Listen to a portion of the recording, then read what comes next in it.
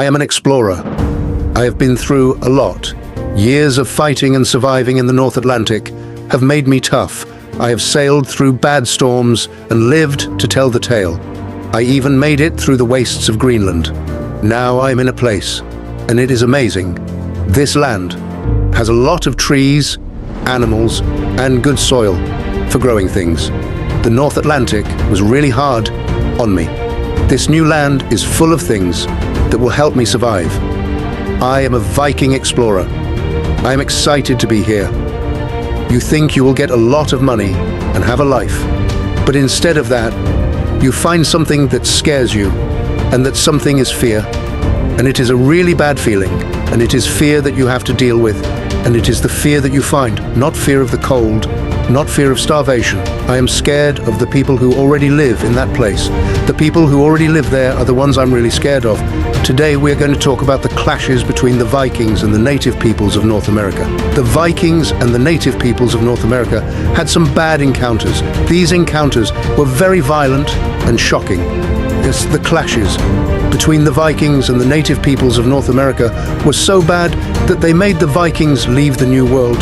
The Vikings and the native peoples of North America did not get along all. That's it. This is the story of Vinland, the Skrælings, and the battle that made the Vikings really scared of the Native Americans. The Vikings were actually very afraid of the Native Americans after this battle. The battle was a deal for Vinland and the Skrælings. It was the Skrælings who fought against the Vikings in Vinland. The Vikings did not expect the Skrælings to be so strong in Vinland. The battle in Vinland was very important for the Skrælings. The Vikings were masters of exploration. They had already raided across England, and France settled Iceland, colonized Greenland under Eric the Red. These weren't fragile explorers. They were warriors, sailors, and survivors. The Icelandic sagas tell us about Eric the Red's son Leif Erikson. He went far west around the year 1000 AD.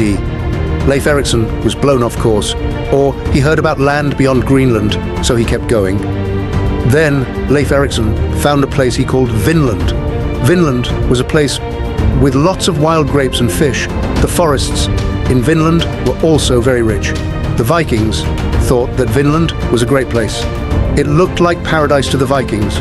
They probably thought Vinland was amazing, but they were not alone. The Vikings had a name. For the people who already lived there, they called them Skrælings. The Vikings used the term Skrælings to refer to these inhabitants. The word is like saying wretches or barbarians. When the Vikings used this word, it really shows how they thought about themselves, not how strong the native people actually were. The native people were called wretches or barbarians by the Vikings. This label is more about the Vikings and their own attitude. Now, for this, historians who study this time period think that these people were probably Dorset culture peoples or early ancestors of the Beothuk, Inuit, or Algonquian groups.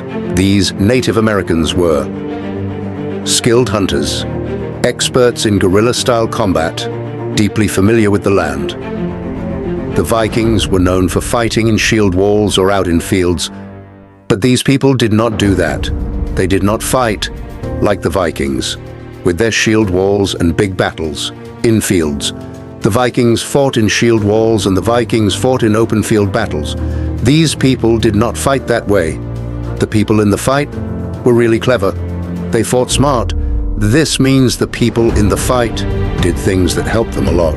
At first, contact between the Vikings and the Skrælings was cautious. The sagas describe trading encounters with the Vikings. The trading encounters were really important to the Vikings. The trading encounters that are described in the sagas are about the Vikings and their trading encounters. The Vikings offered the people they met some nice things, like red cloth, metal tools, and milk products. The natives traded things, like furs and animal skins. Things started to get really tense quickly. The tension just grew. The natives were really interested in iron weapons, because the natives did not have iron weapons. The Vikings were nervous about how the natives learned the Vikings' numbers. and the Vikings' routines, and the Vikings' defenses. Then, something happened that changed everything. The spark came. The saga of the Greenlanders tells us that things got really bad when some Skrælings went to the Viking camp.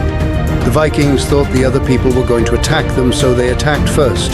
Some native people lost their lives. That one thing made a difference. It really changed everything.